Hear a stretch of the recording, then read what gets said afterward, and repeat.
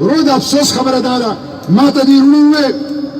وروڼو راته ووې چې دلته د انګور اډه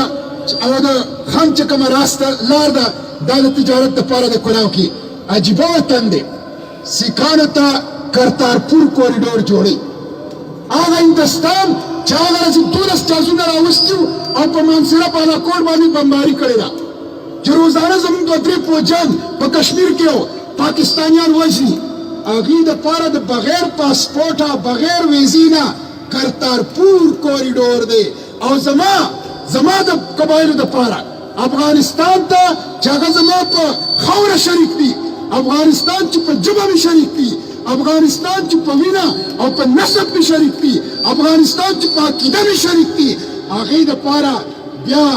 څه شی دی د هغې دپاره بیا ته ګیټونه لګې د هغې دپاره به ته زنځیرونه لګې او د هغې دپاره به ته باړونه لګې دا د انګور اړې لار دی چې کلاو نه کړله دا د زما په حقوقو ډاکه والي ده او د دې خلاف به زه احتجاج کوم